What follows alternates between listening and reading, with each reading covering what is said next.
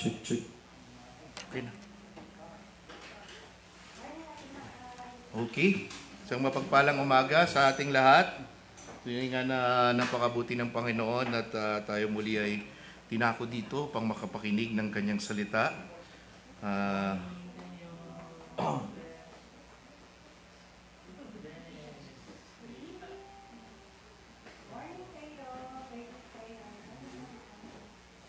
So we are Redeemer's Covenant Church at kami ay mahanap dito sa dulo ng pinakakanan na dulo ng classroom dito sa loob ng Manuel L. Quezon.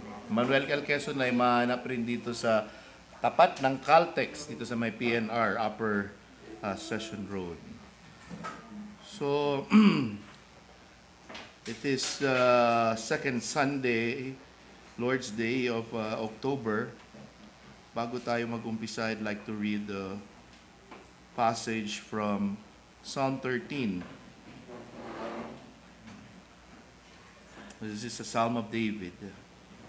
And it says here, "How long, Lord, will you forget me forever?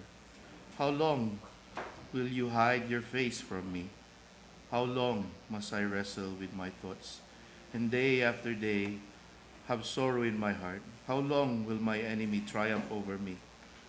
Look on me and answer, Lord, my God, give light to my eyes, or I will sleep in death. And my enemy will say, I have overcome him, and my foes will rejoice when I fall. But I trust in your unfailing love.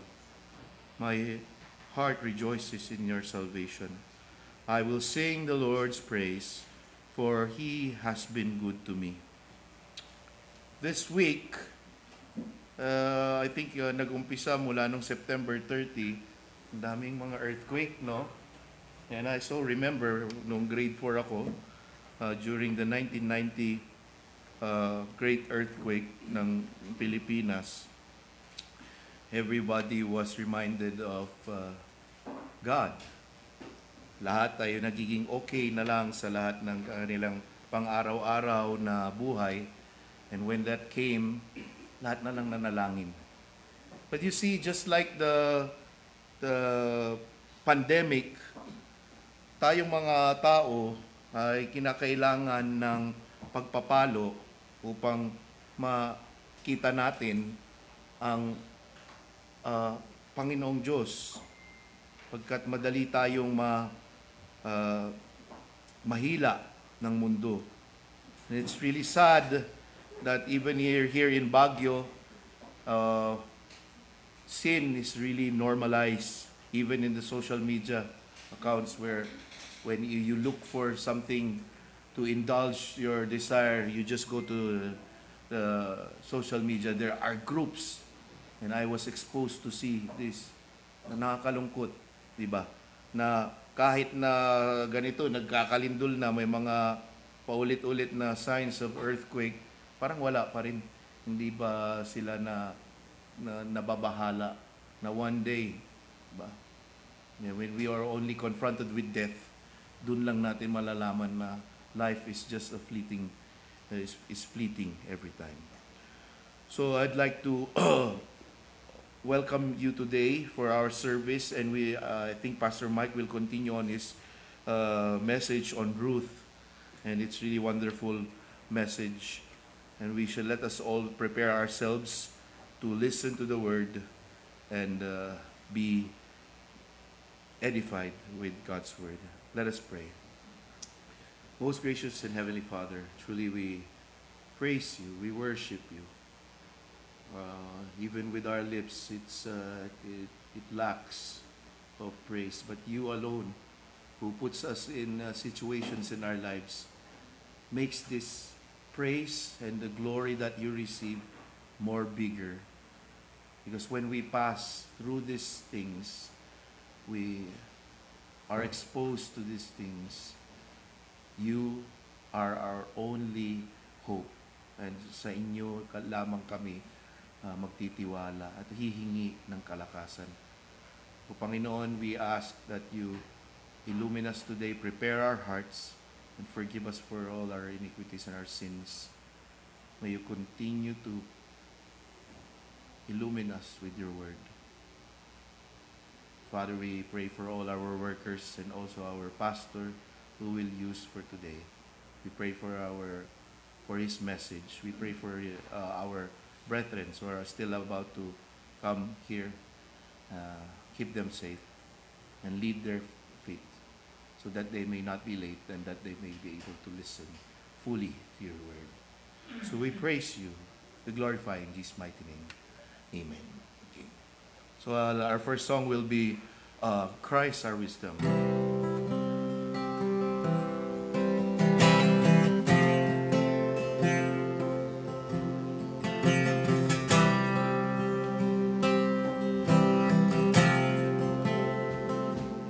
Christ our wisdom, we are humble when you hide your ways from us.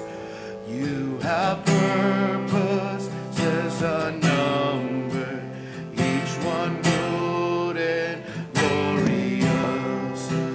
Help us trust when we grow weary, free us from our anxious thoughts. Give us grace to see more clearly.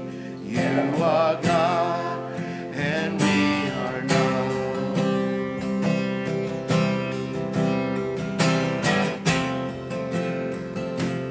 Christ our wisdom, be our gladness when we fail to understand.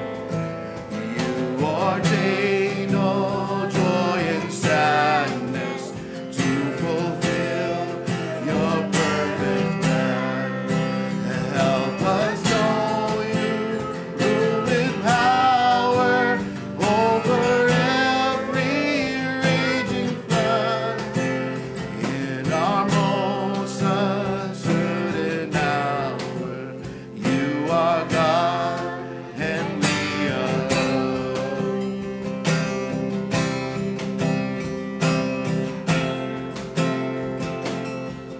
the wisdom we will follow, though the way ahead is filled. As we journey through the shadows, burn us flame beside us veiled.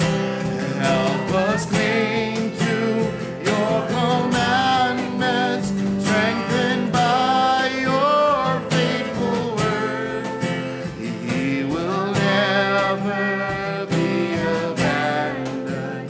You are God and we are yours.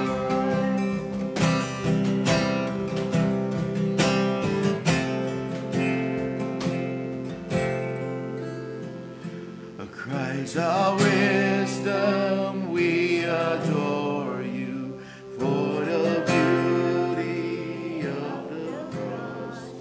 Once in fullness for you, but your blood has ransomed us. Help us sing the endless mercy of your humble heart to sing. Christ our wisdom, Christ our glory. You are God, forever praise. Help us sing the endless mercies of your humble heart to sing. Christ our wisdom, Christ our glory. You are God, forever praise. Amen. Tayo manatiling nakatayo and let's come to our second song, Oh, the Deep, Deep Love of Jesus.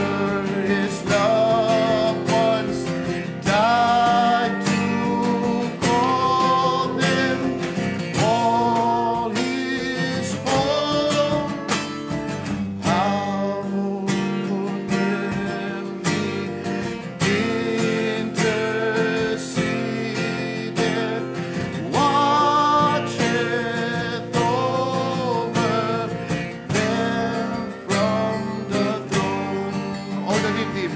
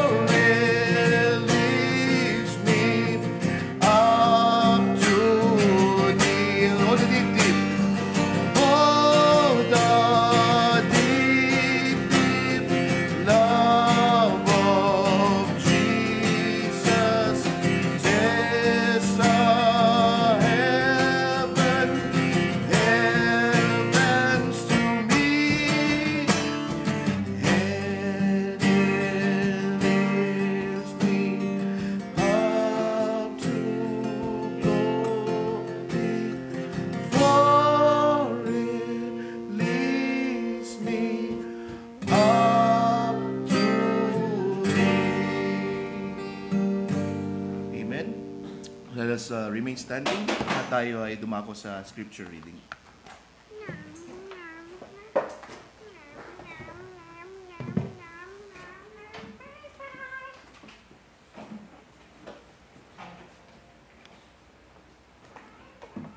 Okay, for our scripture reading, let us open our Bibles to the book of Joshua, chapter 21. Verses 20 to 45. So Joshua chapter 21 verses 20 to 45 up to the end of the chapter. If you are there with me, let us read. The rest of the Kohathite clans of the Levites were allotted towns from the tribe of Ephraim.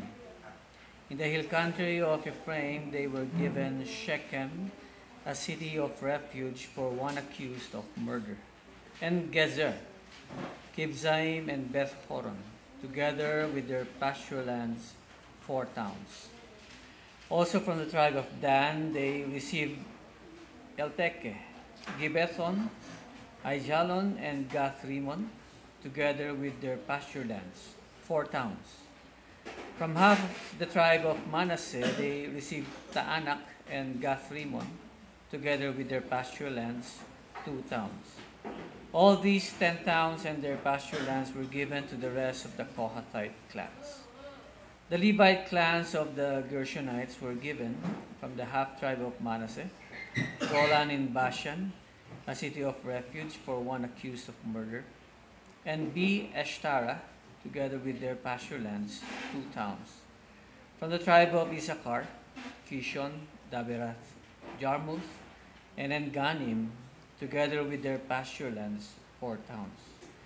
From the tribe of Asher, Mishal, Abdon, Helkath, and Rehob, together with their pasture lands, 4 towns. From the tribes of Naphtali, Kedesh in Galilee, a city of refuge for one accused of murder, Hamoth, Dor, and Kartan, together with their pasture lands, 3 towns. All the towns of the Gershonite clans were 13, together with their pasture lands. The Merarite clans, the rest of the Levites, were given the tribe of Zebulun, Jokneam, Karta, Dimnah, and Nahalal, together with their pasture lands, 4 towns. From the tribe of Reuben, Bezer, Jahaz, Kedemoth, and Mephaath, together with their pasture lands, 4 towns. From the tribe of Gad, Ramoth in Gilead, a city of refuge for one accused of murder, Mahanaim, Heshbon, and Jazer, together with their pasture lands, 4 towns in all. All the towns allotted to the Merarite clans, who were the rest of the Levites, were 12. The towns of the Levites in the territory held by the Israelites were 48 in all, together with their pasture lands. Each of these towns had pasture lands surrounding it. This was true for all these towns. So the Lord gave Israel all the land he had sworn to give their forefathers, and they took possession of it and settled there. The Lord gave them rest on every side, just as he had sworn to their forefathers. Not one of their enemies withstood them. The Lord handed all their enemies over to them. No one of all the Lord's good promises to the house of Israel failed. Every one was fulfilled. This is the word of the Lord.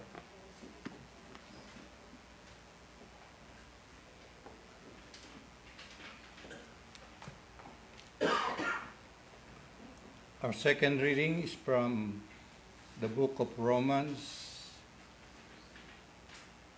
from Romans 5, verse 12, up to Romans 6, verse 7. Let us read. Death through Adam, life through Christ. Therefore, just as sin entered the world through one man, and death through sin, and in this way death came to all people, because all sinned. To be sure, sin was in the world before the law was given, but sin is not charged against anyone's account where there is no law. Nevertheless, death reigned from the time of Adam to the time of Moses, even over those who did not sin by breaking a command, as did Adam, who is a pattern of the one to come. But the gift is not like the trespass. For if the many died by the trespass of the one man, how much more did God's grace and the gift that came by the grace of the one man, Jesus Christ, overflow to the many? Nor can the gift of God be compared with the result of one man's sin. The judgment followed one sin and brought condemnation, but the gift followed many trespasses and brought justification. For if, by the trespass of the one man, death reigned through that one man, how much more will those who receive God's abundant provision of grace and of the gift of righteousness reign in life through the one man, Jesus Christ? Consequently, just as one trespass resulted in condemnation for all people, so also one righteous act resulted in justification and life for all people. For just as through the disobedience of the one man, the many were made sinners, so also through the obedience of the one man, the many will be made righteous. The law was brought in so that the trespass might increase. But where sin increased, grace increased all the more, so that, just as sin reigned in death, so also grace might reign through the righteousness to bring eternal life through Jesus Christ our Lord. What shall we say then? Shall we go on sinning so that grace may increase? By no means. We are those who have died to sin. How can we live in it any longer? Or don't you know that all of us who were baptized into Christ Jesus were baptized into his death? We were therefore buried with him through baptism into death, in order that, just as Christ was raised from the dead through the glory of the Father, we too may live a new life. For if we have been united with him in a death like his, we will certainly also be united with him in a resurrection like his. For if we know that our old self was crucified with him, so that the body ruled by sin might be done away with, that we should no longer be slave to sin, because anyone who has died has been set free from sin. This is the word of the Lord. Please be seated. Brethren and friends, let us all welcome Pastor Melchor Maglaki.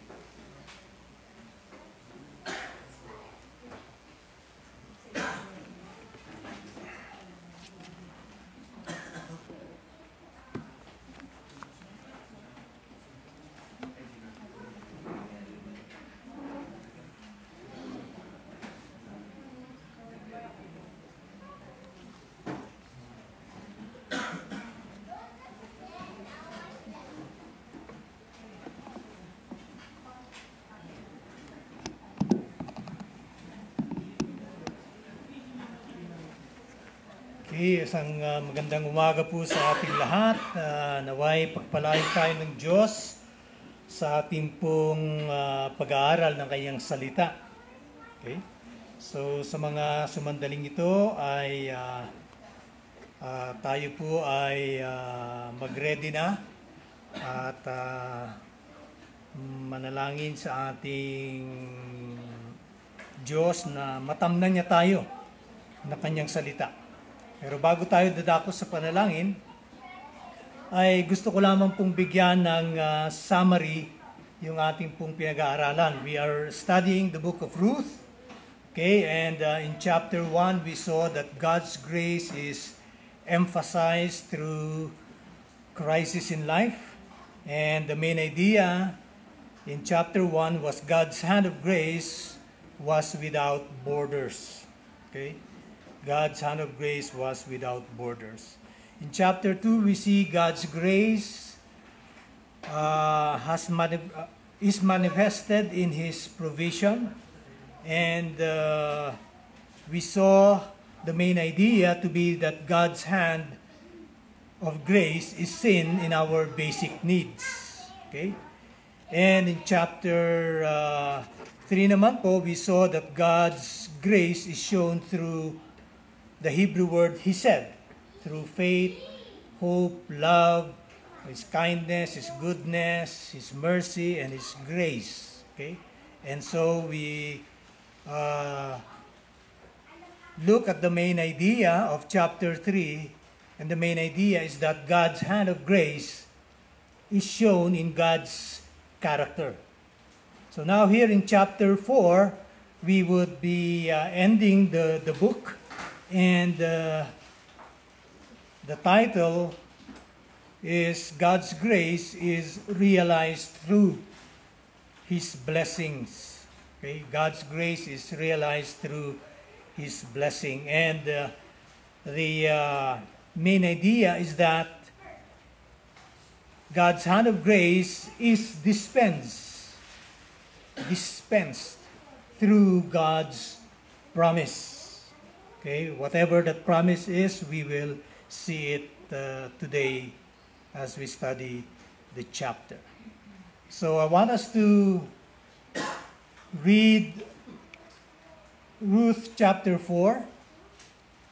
Okay.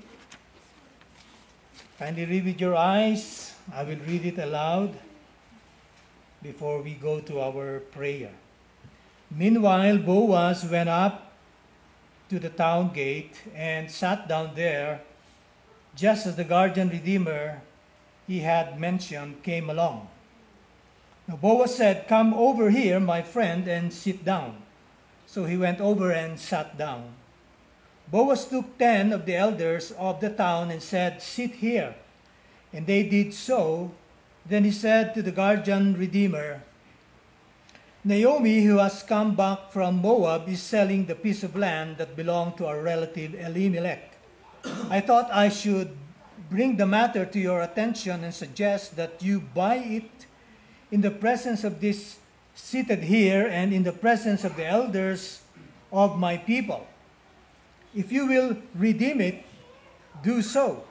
But if you will not, tell me, so I will know, for no one has the right to do it except you, and I am next in line."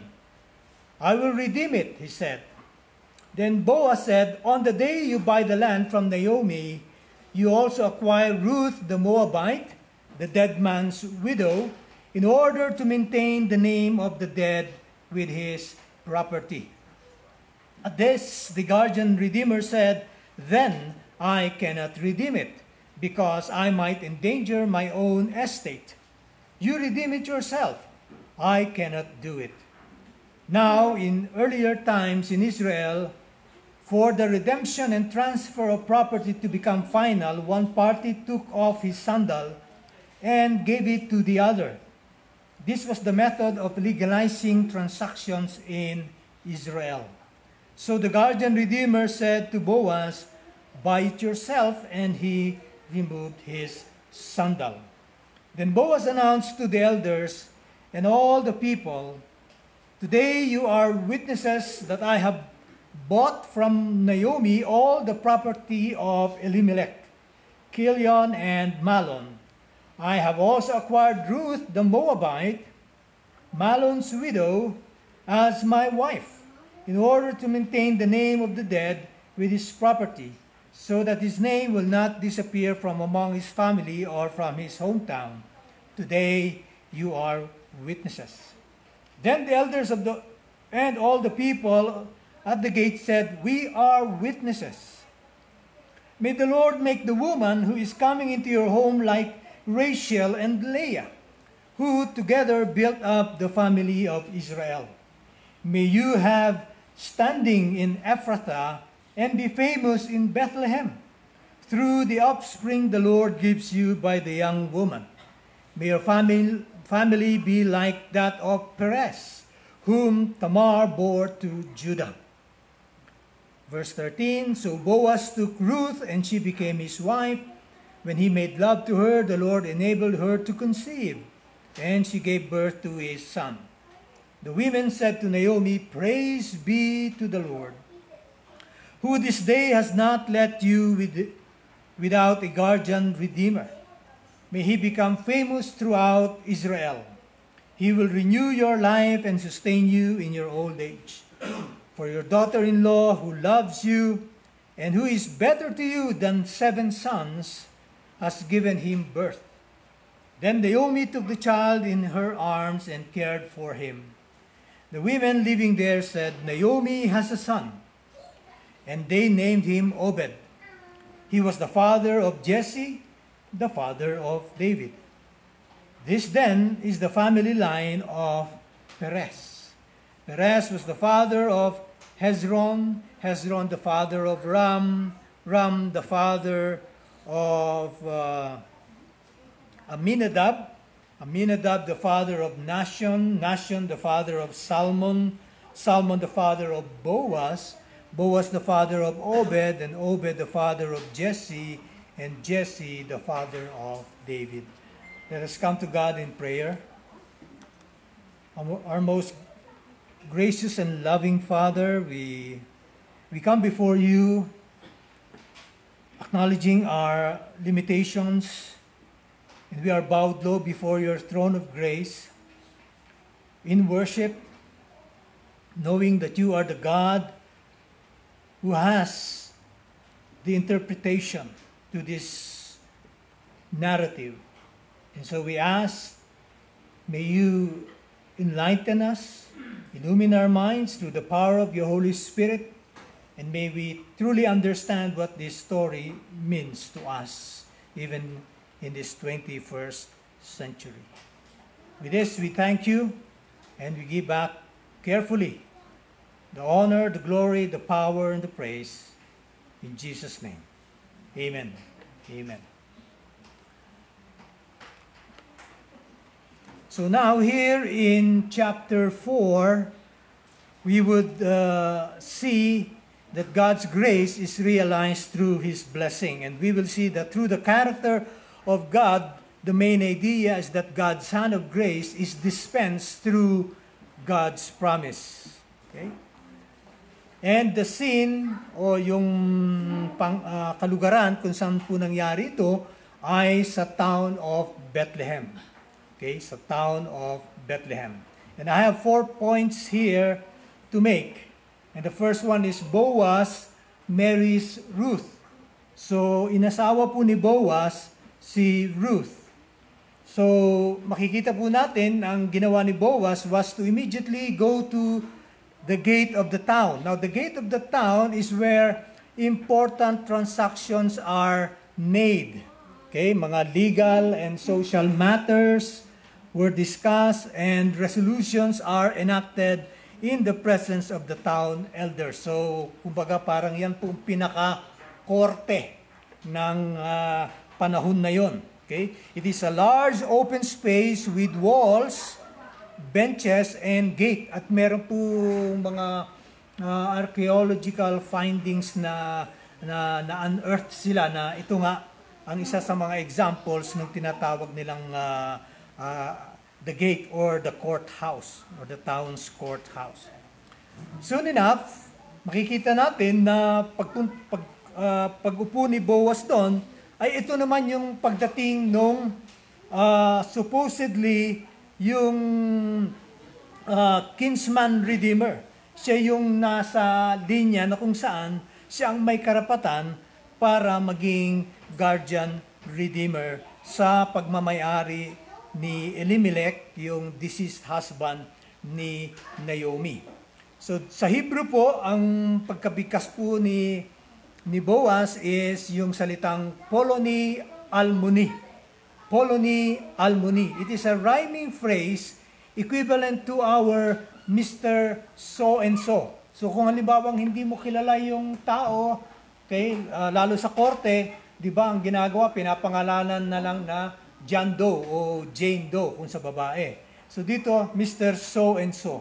Mamaya makikita po natin bakit walang pangalan itong unang kinsman redeemer. Ba't hindi isinulat nung author o nung writer ang pangalan nito? And so makikita na lang natin, ginather ni Boaz yung 10 mga elders ng kanilang town para maging what? Para maging council. Okay? At maging witnesses dito po sa magaganap na transaction. So yung salita ni Boaz na sit here may mean sit as a court. Umupo kayo as a court. At yung 10, yung bilang ng mga elders provided a quorum. Parang sa ating Senado, kapag sinabing, okay, kailangan ng 1/2 of the number of senators para magkaroon ng quorum, then ibig sabihin kailangan may dapat 12 or at least 13 para majority. Okay? Because we have 24 senators there. Now, Boaz opens the conversation with saying, Naomi, who has returned from the territory of Moab, is selling the portion of the field that belonged to our brother Elimelech. So, as a widow, Naomi could not sell her deceased husband's land. However, she could assign someone else the right to use that field until the next Jubilee year. Ating napag-aralan yung Jubilee year nung ating pong preach ang Book of Leviticus. Okay? Na merong tinatawag na after 50 years, babalik sa iyo at yung lupa na ibenta mo at muli ay magagamit mo para sa iyo. Kaya't walang lalabas na maghihirap sa mga tribes o clan ng bayan ng Israel. So, we don't know whether ito bang lupang ito ay pagmamayari pa nila Naomi or maaring bago sila umalis patungo ng Moab ay binenta na ng kanyang asawa ito. So maaring ganon at meron ng outsider na siyang nagmamayari nito. Whether kanila pa ito or hindi, the one thing that we need to see is ano ang magiging role ng tinatawag na guardian redeemer or kinsman redeemer. Sa Hebrew, ang salitang kinsman redeemer or guardian redeemer is the word goel. Okay? Sa iba, gaal. Okay? And ano ang trabaho ng isang goel? He was responsible for protecting the interest of needy members of the extended family. For example, to provide an heir for a brother who had died. Deuteronomy 25:5-10, ibig sabihin, kung yung panganay na kapatid ay hindi nagkaroon ng anak, then yung susunod na kapatid ang siyang aasawa doon sa balon ng kanyang panganay na kapatid at ngayon kailangan bigyan niya ng anak para nang sa ganon magpapatuloy yung heir doon sa kanyang kapatid na namatay. So yan ang tinatawag na levirate marriage, okay? Yung talagang kukunin niyang asawa, yung nabalong na asawa ng kanyang panganay at kailangan mabigyan niya ng anak. Pangalawa, okay, is yung to redeem land that a poor relative had sold outside the family. Ito na nga yun. Parang ganito po yung sitwasyon po ni Naomi. Sa Leviticus 25:25-28, kapag ka merong isa kang kaanak na walang-wala at alam na yung lupang yan ay naibenta, ay matagal pa yung 50 years na hihintayin. And so at times yung Goel o guardian redeemer ang siyang pwedeng magbayad nito para maibalik lang sa pamilya ng mahirap na kaanak. At pangatlo is to redeem a relative who had been sold to slavery. Yung ibinenta para maging isang alipin ng ibang pamilya, for example, Leviticus 25:47-49. And so, itong kinsman redeemer, pwede niyang bilhin muli ang kaanak na ito na was sold to slavery. And pang-apat, ito ang hindi masyadong nakikita, is to avenge the killing of a relative. To avenge the killing of a relative. Numbers 35:19-21. So, magiging avenger siya. So, sabihin, meron siya karapatan para mapatay yung taong yun. Kaya nga po nagtayo sila ng cities of refuge. Kailangan dun maglalagay yung tao dahil kung nandun lang siya sa labas ng city of refuge, pwede siya mapatay. And city of refuge is like our prison or penal colony. Yung maliwawa, meron tayong Iwahig, meron tayong Muntinlupa. So yan po yung lugar na yun. Para nang sa ganun, bantay sarado siya doon, hindi siya basta mapapasok ng avenger na yon. And so yung avenger and guardian redeemer, okay, are transactions of the same Hebrew word, goel. Okay? Yung salitang goel ay pwedeng gamitin sa dalawang bagay na yon. To redeem and to avenge. Okay? And so later we will see how important this is. Now, originally, the sense goel is translated as restore or repair. In Job chapter 3 verse 5, it means reclaim.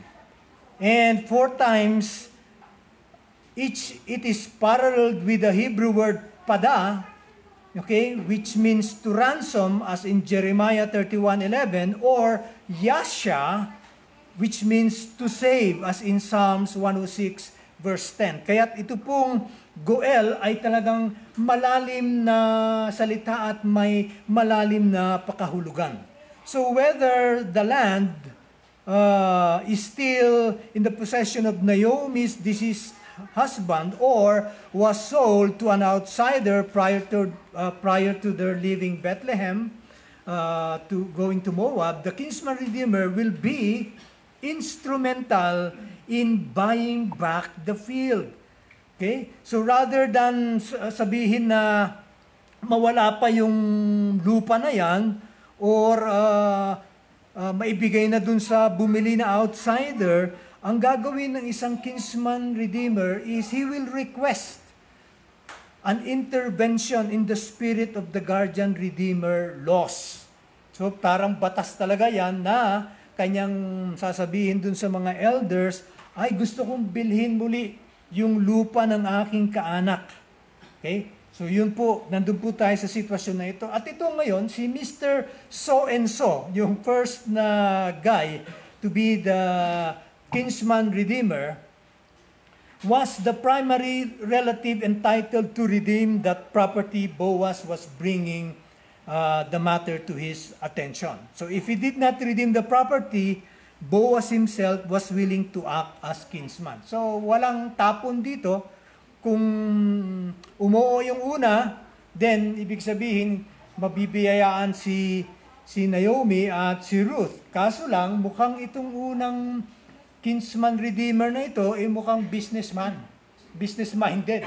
Hindi niya tinitingnan yung mas malalim na pakahulugan ng pagiging kinsman redeemer. Bakit? Kasi nung una umuo siya, sabi nga ni Mr. So-and-so, I will redeem it. Bakit? Nakita niya, wow, business opportunity ito. Medyo nakikita ko si Naomi, balo na, wala nang anak, na maaring later on ay bumili or later on ay babalik sa kanila, wala na. Sa Jubilee year. So sabi niya, wow, lupa, akin na ito. Okay? So ganun po yung nasa mind niya. Kaso lang, sabi nga ni Boaz, sa pagre-redeem mo ng field na yan, ay merong financial cost, okay, bibilin mo, at meron ding social cost. Ano yung social cost? Yun nga, binanggit dyan. The transaction also included a commitment to marry Ruth the Moabite. So, doon pa lang sa una, aasawahin niya ang isang hindi Israelita. Okay? So, parang sa kanya, Tapos, pagka nagkaanak pa sila, mahahati yung estate niya. Kaya ngayon, ang sabi niya, mahirap. Mapuput in danger ko yung aking estate. And thereby to seek to perpetuate the dead man's name. At sino yung dead man na tinutukoy dito? Si Malon, yung namatay na asawa ni Ruth nung sila ay nasa Moab. Okay? Ayan. So, this, sabi ko nga, ito yung practice ng levirate marriage na binabanggit sa Deuteronomy 25:5-10 na kailangan gampanan niya rin ito. Okay? So at first, Mr. So-and-so decided to do his duty. Since Naomi will have no more sons to claim the property, it will become his, free and clear, no encumbrances, walang sabit. Ika nga, walang sabit. Okay, malinis. Ayan. But after hearing from Boaz about the social obligation, okay, the levirate marriage in particular, he backed away from his earlier enthusiasm. So, very enthusiastic siya noong una, pero dahil doon ay nag-back out siya.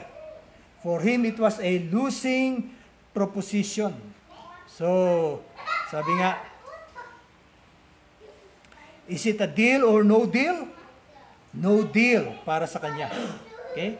So, there was no sa totoo lang, there was no legal obligation on either Mr. So-and-so or Boaz, yet Boaz asserted a moral obligation to do so. Dun sa, wala naman talagang, wala naman legal obligation. Ibig sabihin, nasa sayo yan. Walang sapilitan kung bibilin mo ba o hindi. Pero kay Boaz, ay binigyan niya pa ng mas malalim na pakahulugan na meron tong moral obligation. Bakit?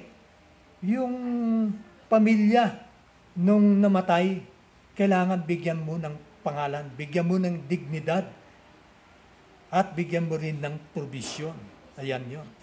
So, makikita natin that the man's refusal only underscore the kindness and generosity of Boaz towards two needy widows and Ruth's decision to accompany Naomi back to Bethlehem and Ruth's decision, to accompany Naomi back to Bethlehem underscore her selfless devotion to Naomi, unlike yung asawa ni Kilion na si Orpah na hindi niya nakita yung ganon, yung moral responsibility niya, bumalik na lang siya sa kanyang mga relatives instead na sumama kay Naomi. So, it was only Ruth who followed Naomi back to Bethlehem. And ironically, Mr. So-and-so, okay, yung kanyang concern na protektahan ang kanyang pangalan rather than committing to raise up heirs to the name of Elimelech led to him being left nameless. Yan po ang dahilan kung bakit hindi na lang siya pinangalanan dito. Okay? Bakit? Dahil doon pa lang sa attitude niya, sa kanyang karakter, ay hindi na dapat pang mailagay ang kanyang pangalan dito po sa salita ng Diyos. And in seeking to serve self first, yung makasarili siya, he inadvertently undermined his best interest. It is instead Boaz whose name would become famous, Ruth 4:11. Pag binasa niyo po yan, sinasabi na magiging kilala si Boaz sa bayan ng Bethlehem. And for us today, as we read it, famous na famous si Boaz dahil alam natin later on kung bakit. Okay? Malalaman natin. Ayan. And so, ito, the writer's parenthetical comment in verse 7. Bakit na in parenthesis yan?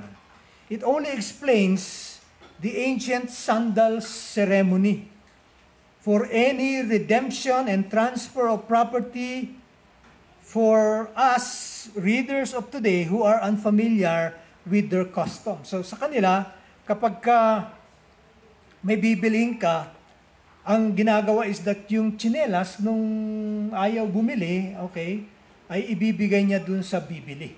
Kaya dito makikita natin nagkakaubusan ng mga tsinelas nung araw. Okay, pagka nagkakaroon ng mga transaction, meron talagang uuwing nakasaka-saka. Okay, nakapaalang. Dahil nga sa ganitong klase ng custom meron sila. And so, Mr. So-and-so, makikita natin na yung mismong legal gesture na yan, yung kanyang tatanggal ng kanyang tsinelas at pagbibigay doon kay Boaz, ay pagpapakita na fino-forfeit niya yung role niya as kinsman redeemer. Na malaking bagay po ito. Okay? He had the opportunity to be a kinsman redeemer, but he lost that opportunity. Okay? Makikita rin po natin yan, for example, kay Esau. Di ba? Si Esau, he despised his birthright.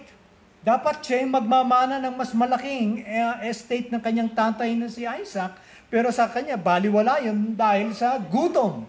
Sabi niya, mamamatay na ako, aanin ko yung birthright ko. Hey Jacob, magaling ka naman magluto ng kaldereta. Bigyan mo nga ako niyan. Bigyan mo, mamamatay na ako dito, aanin ko yung birthright. O sige, bigay mo muna sa akin yung birthright. Binigay niya. Pagpapatunay lang na walang pagpapahalaga si Esau sa kanyang birthright. At ganun din po dito kay Mr. So-and-so. Wala siyang pagpapahalaga sa pagiging kinsman redeemer. And so by receiving the sandal, Boaz committed himself to redeem Naomi's property and to marry Ruth and to perpetuate, meaning to say mapanatili o mapagpatuloy ang pangalan ng lahi ni Elimelech at ni Malon. Okay? Ang namatay na asawa ni Ruth.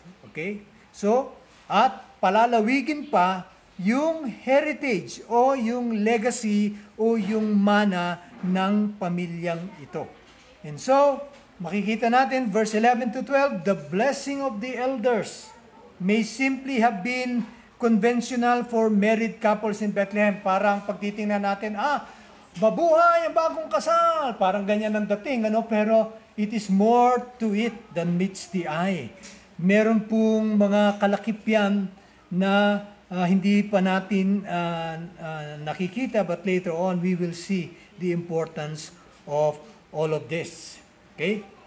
Para kay Boaz at kay Ruth at sa buong bayan ng Israel at sa mga susunod pang henerasyon. And so the elders and the crowd were witnesses to the marriage, and they made a pronouncement, may the Lord make the woman, meaning to say Ruth, who is coming into your home like Rachel and Leah, who together built up the family of Israel. May you have standing in Ephrathah and be famous in Bethlehem, through the offspring the Lord gives you by this young woman.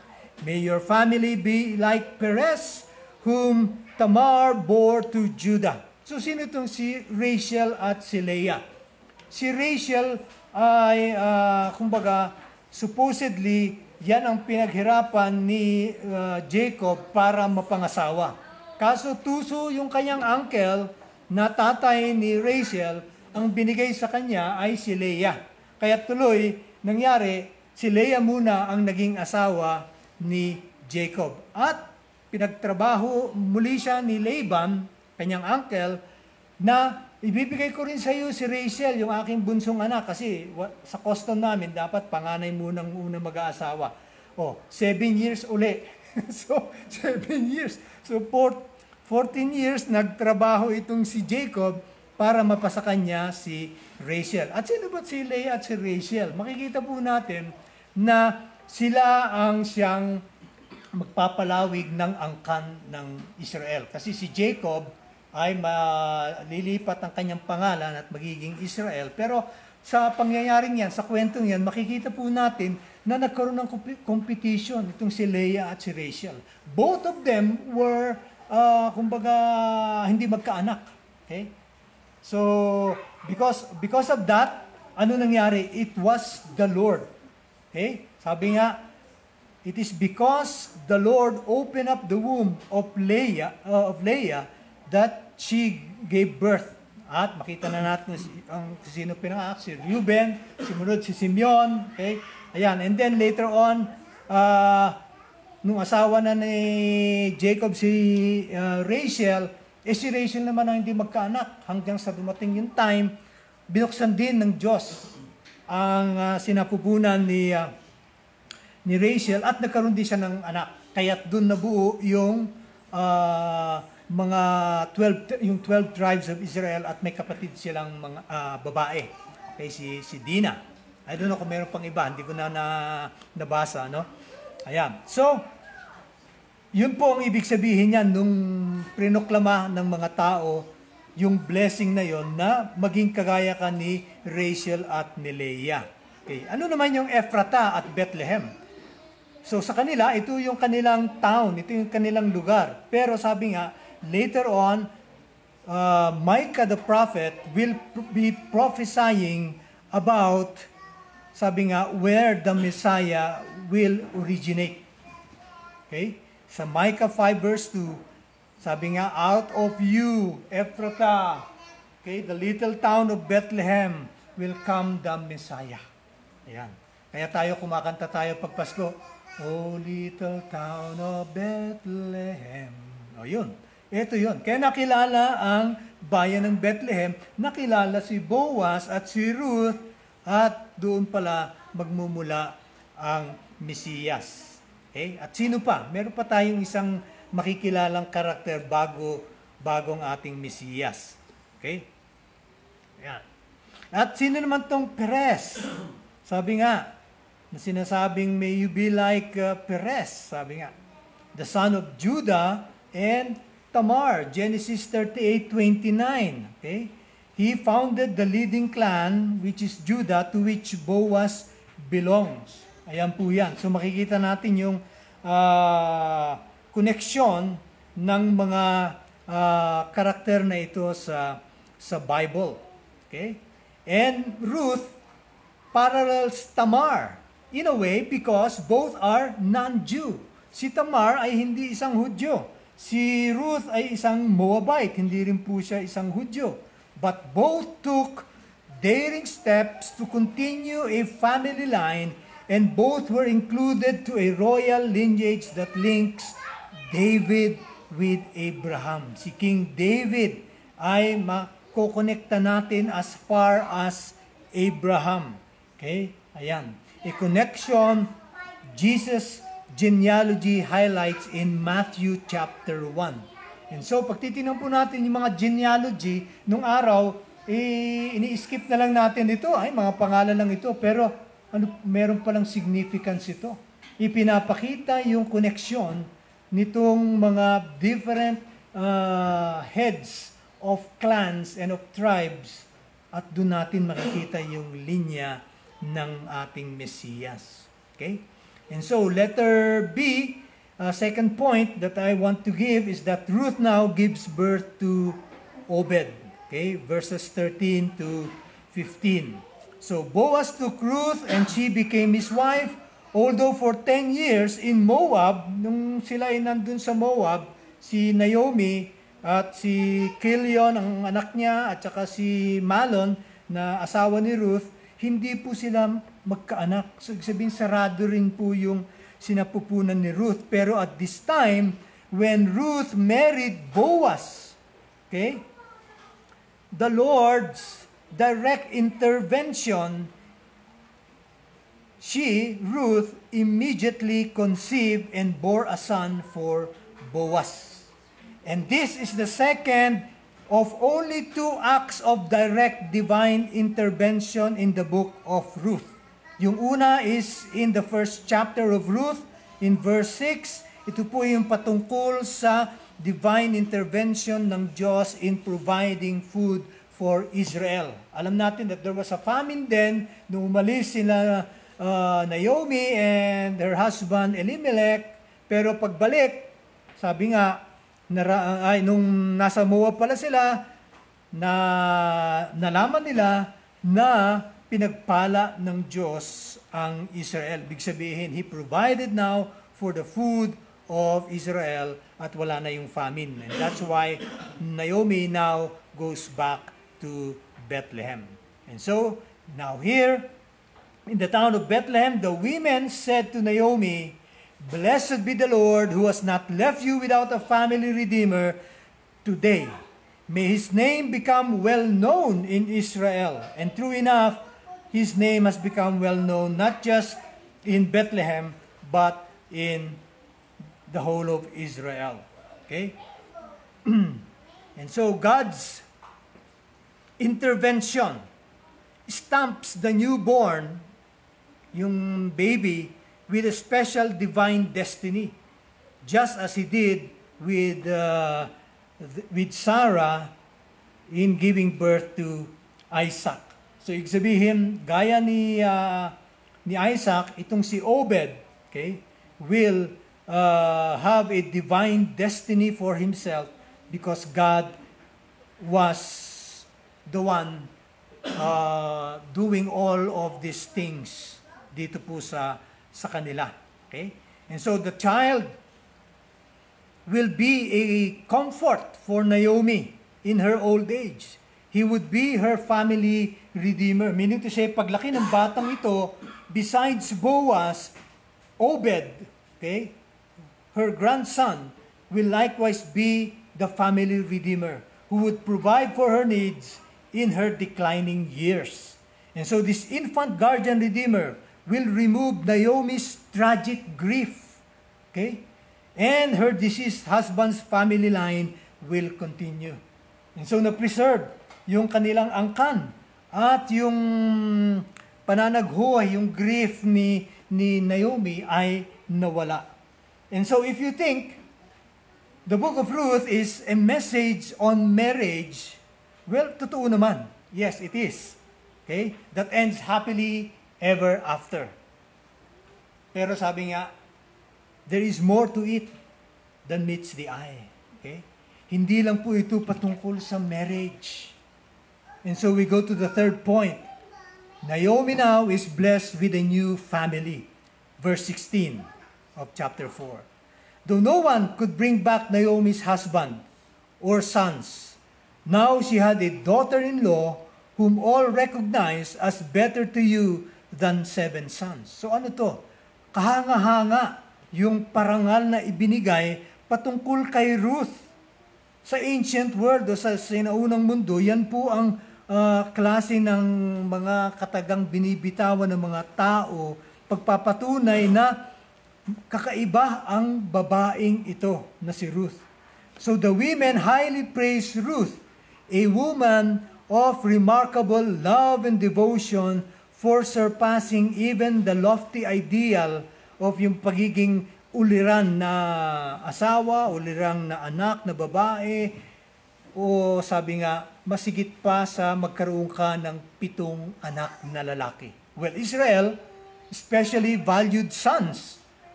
Ang Israel talagang, ang ano nila is that malaki ang kanilang expectation sa mga kalalakihan, because sons were to become the provider and protectors of their family. And 7 represented a family made complete. Gaya po ni Job. Job had 7 sons and 3 daughters. Okay? Ibig sabihin, the family is complete. Okay? So, for Ruth to be, sabi nga, kahanga-hanga sa mata ng maraming tao, sabi nga, masigit pa sa 7 anak, ay pagpapakita na talagang blessed na blessed si Naomi sa kanyang daughter-in-law. And so Naomi cared for him. She became the nanny or foster mother, just like grandmothers or lolas of today. Naomi will be hands-on mother caring for her quote-unquote son. Anak niya rin ito, although apo niya. Okay? Meaning to say, gaya natin, pero karamihan sa atin, parang ayaw natin na makasama yung ating mga lola o lolo dahil nakikialam masyado. Okay? Pero yung panahon nila, ay hands-on po yung mga lolo at lola sa pag-aaruga sa mga apo. Okay? And even up till today, ako, naranasan namin yan sa aming apo na si Teo, na makikita natin na ang mga magulang nila, ang mga nanay, for example, ay talagang kakailanganin pa rin yung tulong ng mga lola, ng mga lolo. Sa totoo lang. Minsan may pupuntahan, di ba? O, pupunta ngayon doon sa lolo o lola. Pakibantay niyo mo naman si apo nyo. May pupuntahan ako, may lalakarin ako. Okay? So, totoo yun. Kaya't wag po natin mamaliitin ang trabaho ng mga lolo at lola pagdating po sa mga apo. Although, of course, we are the spoilers of our grandchildren. So, it's for the parents to make the balance, okay?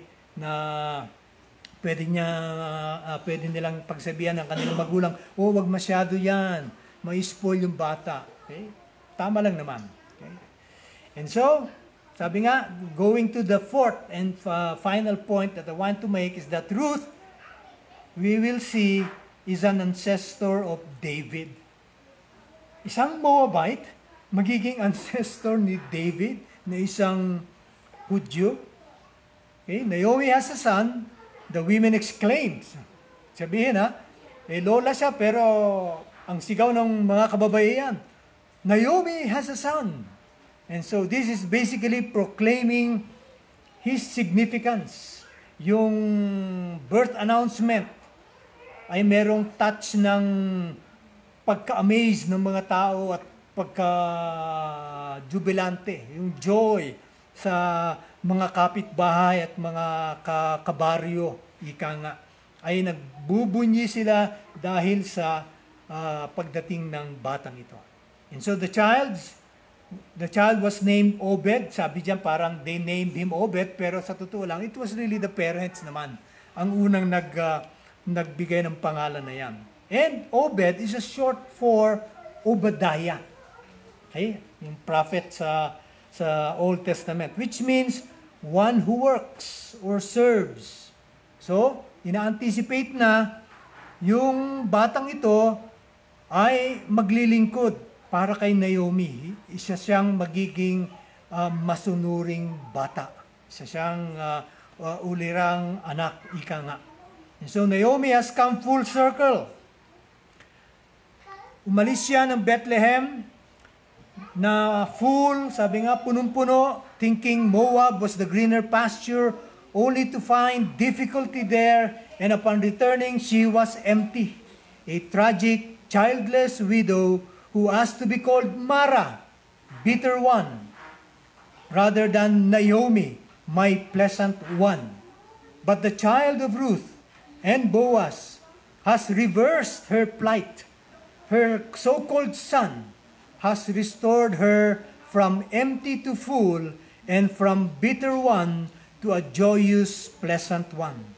Naomi had found rest.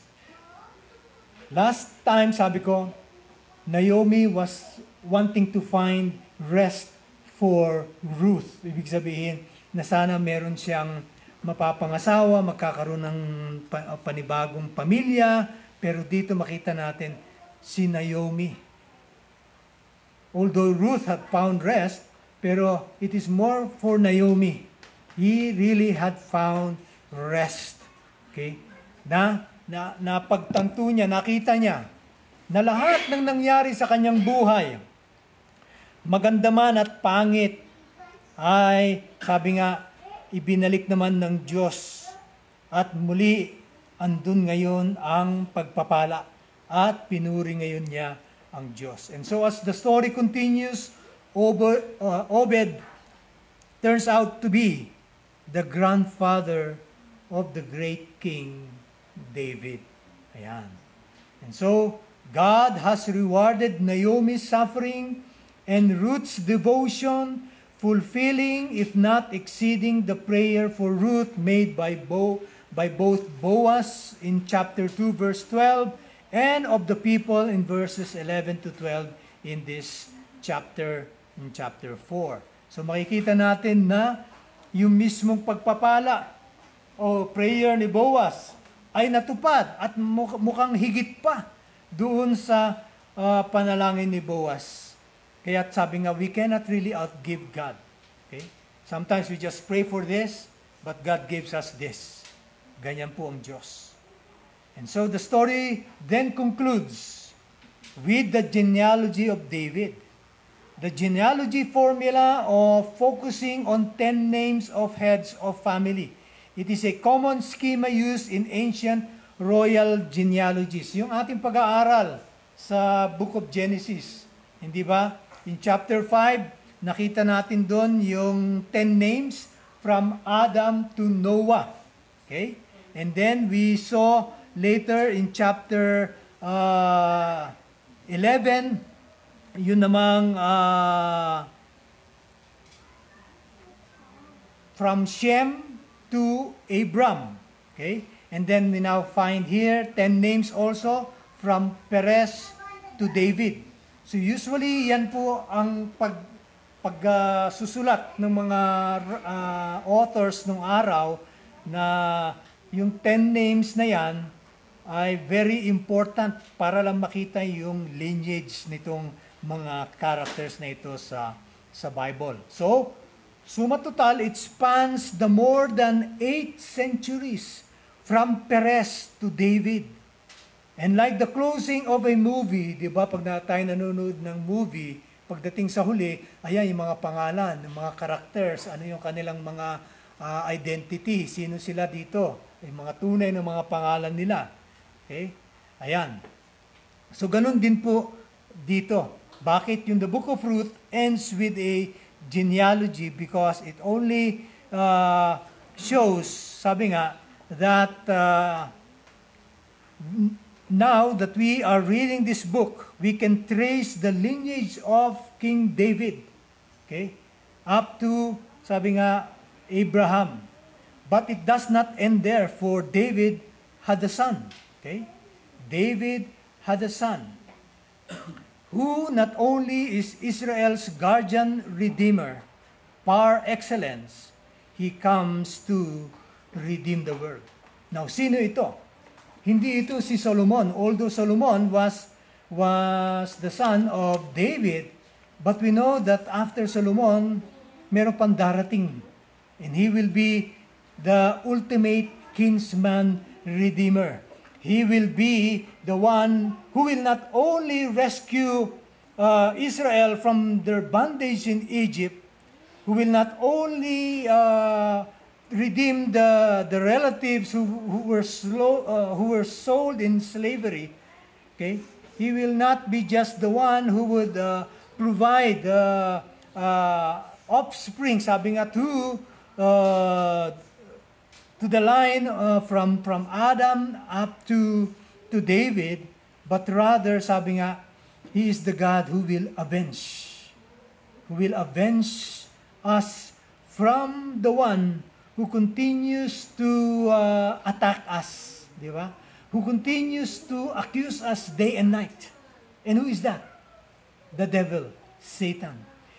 Our avenger is no other than Jesus Christ Himself. Hindi po si Iron Man.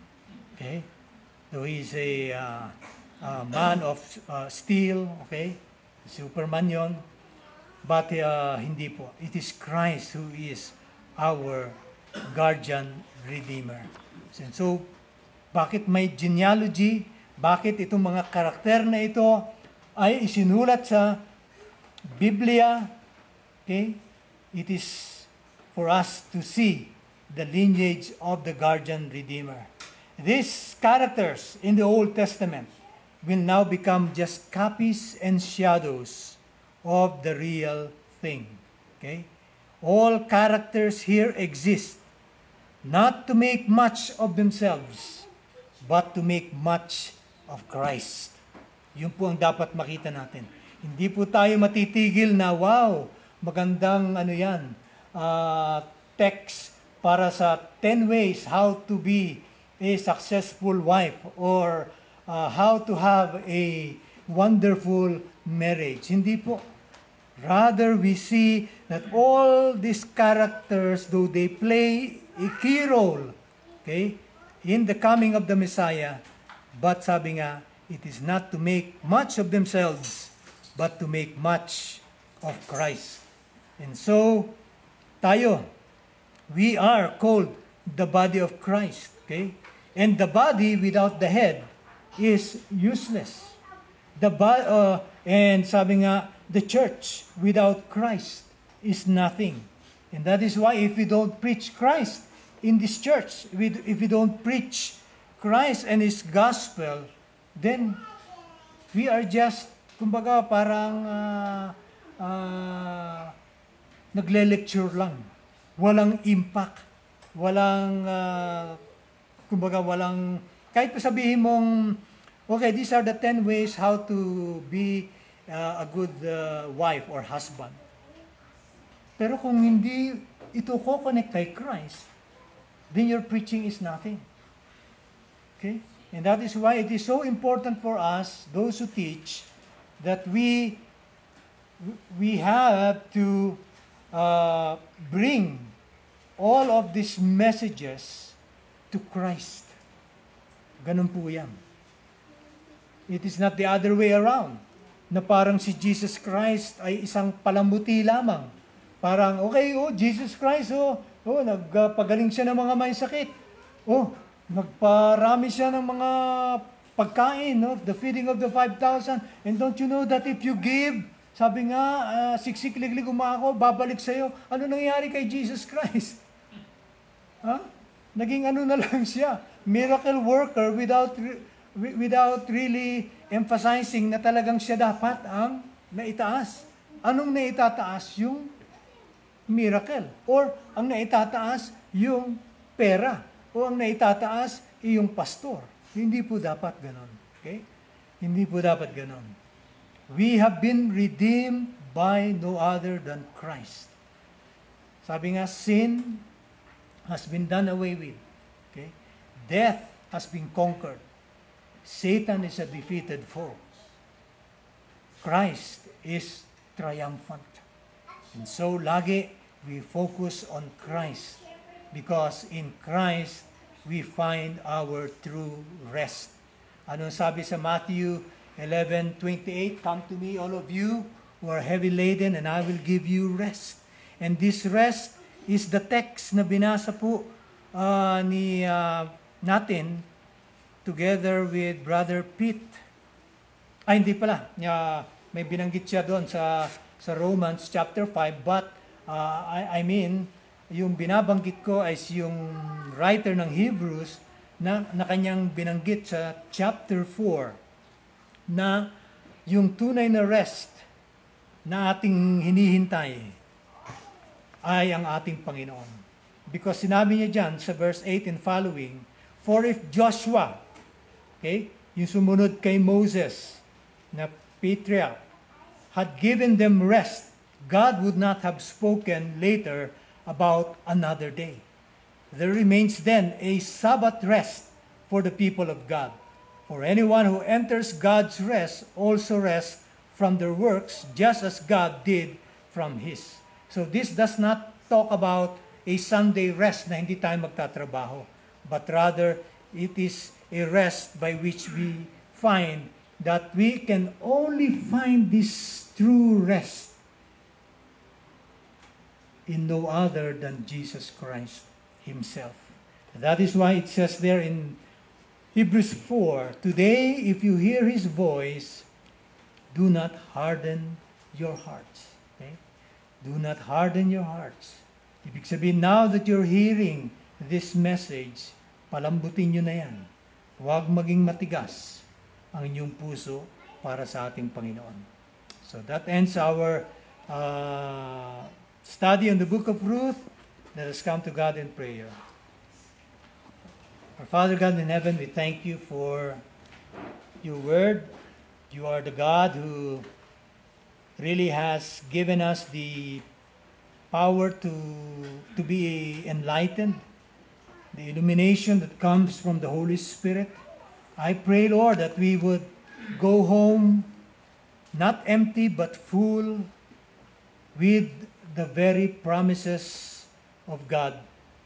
You, O God, promised us this so-called kinsman redeemer, and through Christ this is fulfilled. Thank you. We give you all the glory. This is our prayer. In Jesus' name, amen. Amen. Good morning.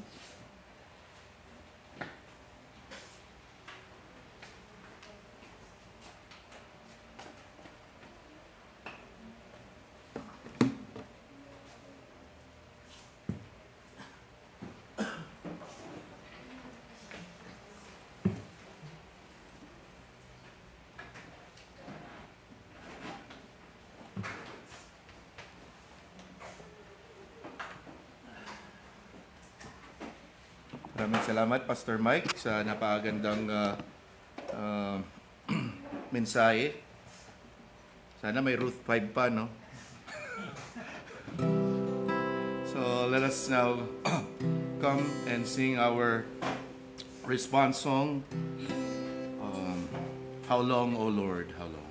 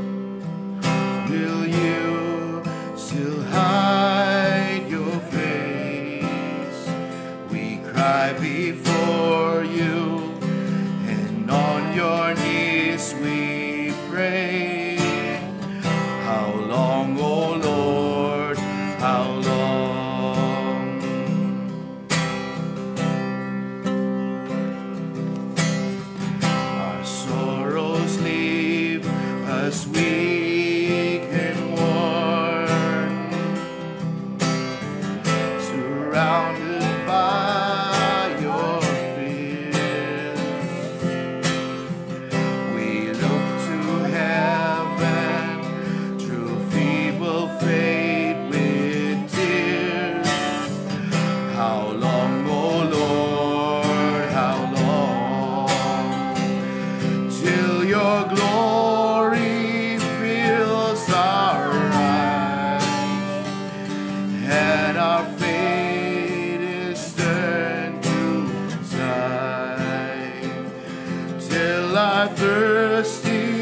souls are satisfied.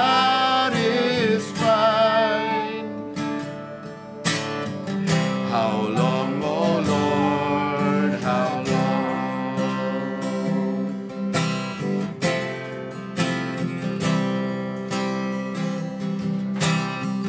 Our foes and enemies rejoice. Injustice seems to reign. Lord, we are shaken, we are losing strength. How long, oh Lord, how long? Till our glory, till your glory fills our eyes, and your fate is turned to sight. Till our thirsty soul are satisfied. How long, oh Lord, how long?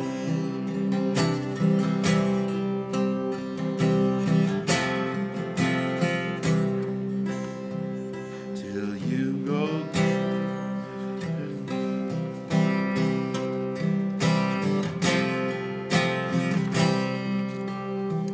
But we will trust your steadfast love. Your grace will be our song. You bring new mercies with every rising sun. How long, oh Lord, how long? Till your glory fills our eyes, and your fate is turned to sight. Till your thirsty souls are satisfied. How long, oh Lord, how long? How long, oh Lord, how long? Amen. Huwag din pong tawagin si Brother Jerry to pray for our offering.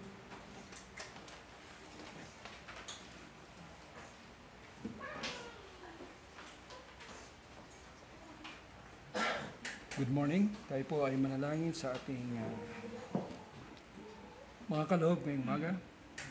Salamat po, Panginoon, sa muling binalik niyo po kami at nagkasama upang sumamba at magpuri sa inyo, sa inyo pong kabutihan, sa inyong katapatan, sa pagkakaloob mo ng mga pangangailangan ng bawat isa sa amin. And as we go back, Lord, kayo po ang unang nagbigay sa amin ng inyong buhay, ng inyong bugtong na anak. And even, Lord, sa aming mga binibigay, kayo rin po nagbigay nito, aming kinikilala, ikaw ang Diyos na who provided all our needs. And thank you so much, Lord, for this opportunity for us to offer also to you. And I pray that all of those hands, Lord, na nag-offer, and I pray that you will continue to bless each one, Lord. Salamat pong Panginoon sa mga pinagkakatiwala mong mga gawain upang ito'y magpatuloy. Ay kailangan din po namin ng pinansyal upang tustusin ang mga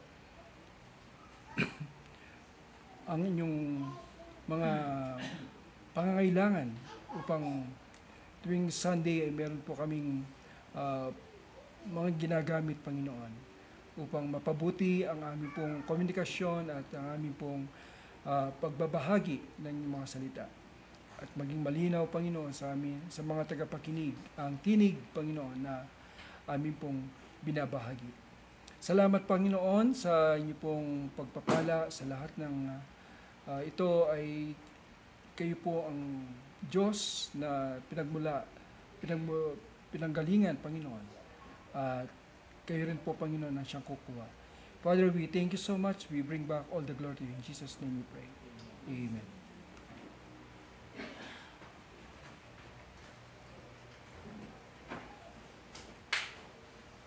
Okay, bago po tayo dumako sa ating benediction, pwede pong malaman, meron po bang mga birthday celebrators this coming week? Wala. Walang mga magse-celebrate. Ang mga kinasal sa buwan ng October, yes? Pedro and Desi.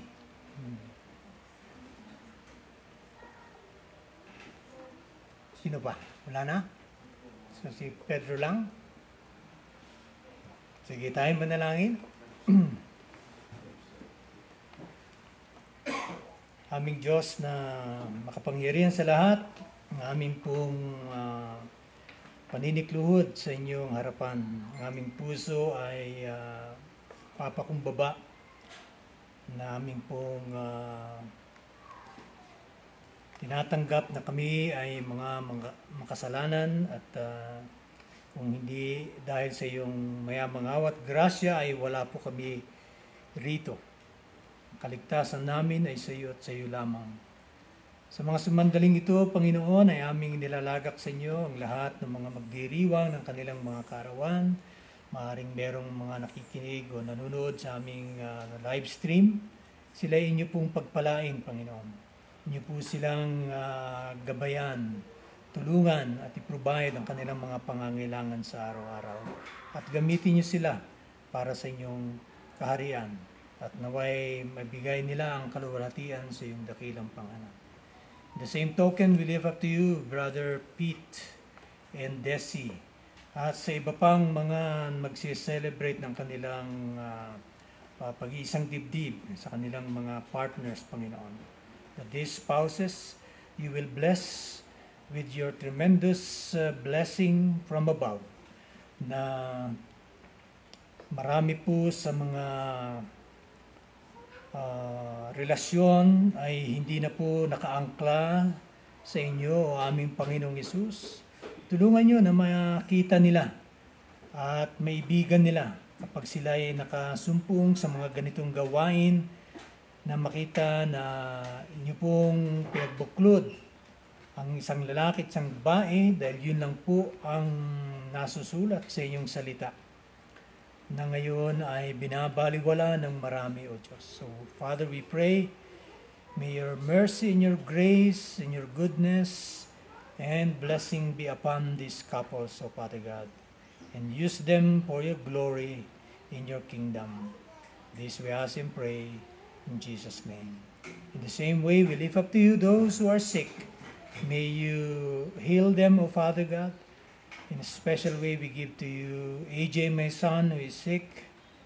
I pray, Lord, na inyo po siyang pagalingin sa kanyang nararamdaman at masama po ang kanyang tiyan at ang kanyang iba pang katawan ay nanghihina, Panginoon. So, Lord, we ask your healing be upon him, O Father God.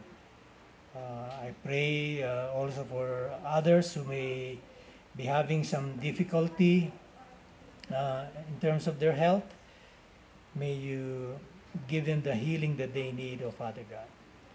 And also, those who need provision in terms of food, clothing, shelter, may you bless them as well, O Father God. This we ask in Jesus' name.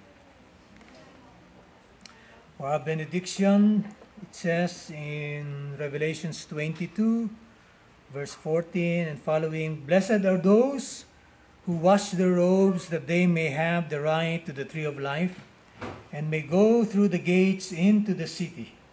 Outside are the dogs, those who practice magic arts, the sexually immoral, the murderers, the idolaters, and everyone who loves and practices falsehood. I, Jesus, has sent my angel to give you this testimony for the churches. I am the root and the offspring of David and the bright morning star. The Spirit and the bride say, 'Come.' And let the one who hears say, 'Come.' Let the one who is thirsty come, and let the one who wishes take free gift of the water of life. He who testifies to this thing says, Yes, I am coming soon. Amen. Come, Lord Jesus. The grace of the Lord Jesus be with God's people. And everybody say, Amen. Amen. Magandang tanghali po sa inyong lahat. Sino po ang pray for the food?